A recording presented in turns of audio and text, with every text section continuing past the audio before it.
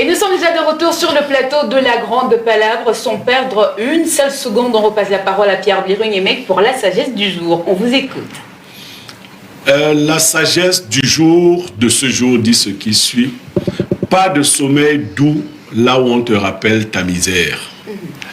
Pas de sommeil doux là où on te rappelle ta misère.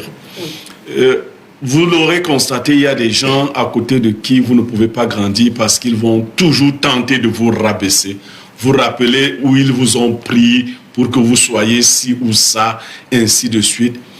Parce qu'ils pensent que s'ils vous ont tendu la main, toute votre vie, vous devez rester petit.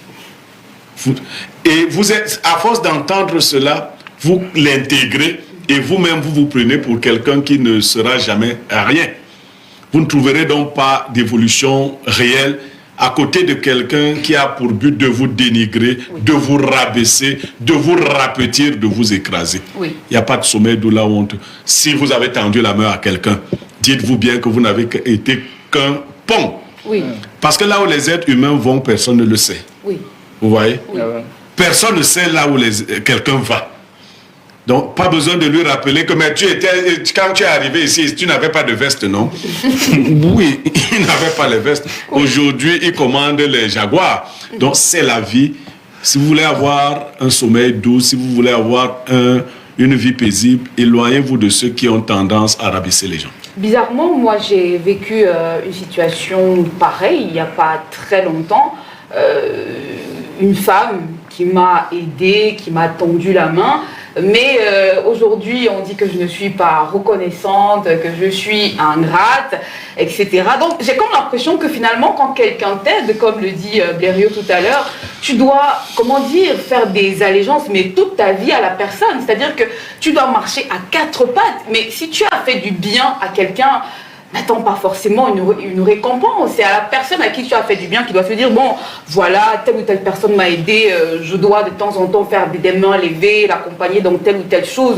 Donc, pas de sommeil doux là où on te rappelle ta misère, Nelson Ekoto. Est-ce que c'est une sagesse du jour pour moi assez profonde? Est-ce qu'elle relève quelque chose de particulier en toi ce matin?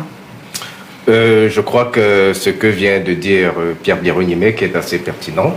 Et je crois qu'il en a l'habitude. Donc, je suis beaucoup ses sagesses. Et à cela, j'ajouterais que lorsqu'on attend de vous beaucoup de manœuvres après une aide, ce n'est plus une aide, c'est un calcul.